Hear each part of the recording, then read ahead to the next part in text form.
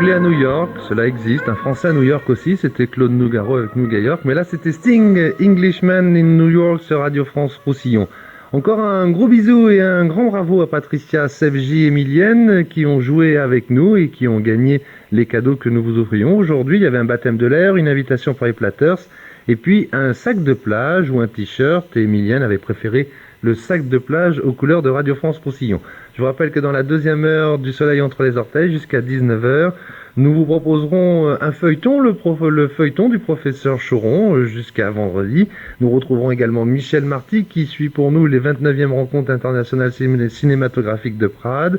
Il y aura les résultats du 4e concours national de la chanson française qui se déroulait hier à Saint-Paul-de-Fenouillet.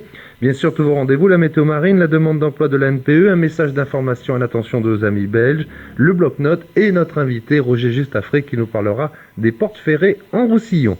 En Radio France Roussillon que vous écoutez et il est 18h.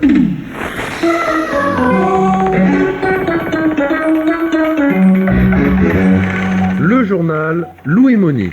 Vers un jumelage entre les provinces de Gérone et du Roussillon, leurs élus respectifs se sont rencontrés ce matin à Perpignan. Après 17 siècles de galère, le navire romain revient à Port-Vendre, on lui construira même un musée.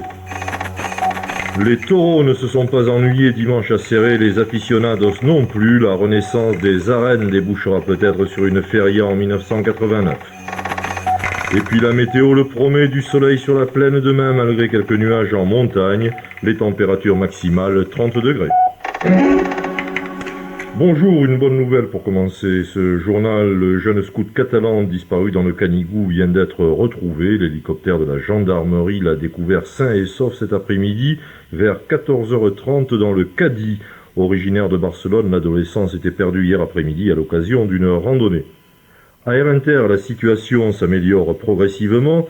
À Perpignan, un aller-retour quand même, et seulement en fin d'après-midi aujourd'hui. Cet avion partira de Paris à 18h30, arrivé à Perpignan à 19h40, départ de Perpignan à 20h20 et arrivé à Paris à 21h30. Demain, normalement, le retour justement à la normale, à la Yabanère. Jumelez-vous, il en restera toujours quelque chose, c'est ce qui ressort de la réunion ce matin entre élus du Roussillon et de la province de Gérone. Côte à côte, René Marquès et Josep Arnaud, le président du Conseil général, et son homologue de la députation de Gérone. Avant d'agir, François Cortade, les deux régions ont décidé de s'unir. Ce matin, Roussillonnaises et Girouninx en sont restés au stade du vœu pieux. Leur souhait, accentuer leurs relations dans des secteurs aussi divers que la culture, l'économie, le sport. Nous sommes cousins germains, a dit le président français du Conseil général. Raison de plus pour nous jumeler, René Marquès insistant sur le volet économique du jumelage. Plus intéressé par le volet culturel, son homologue espagnol a constaté qu'une fois que la volonté est là, le plus dur est fait. Joseph Arnaud et ses collègues de la députation de Gérone sont prêts à relever le défi de 92, et ce malgré les obstacles juridiques. Tout d'abord, la province espagnole n'est pas aussi autonome que le Roussillon. L'obstacle de la langue est moindre, mais il existe quand même. Et puis il y a les Pyrénées. Alors d'ores et déjà, Français et Espagnols ont convenu de se retrouver symboliquement au sommet de la montagne qui les sépare, en novembre, au fort de Bellegarde.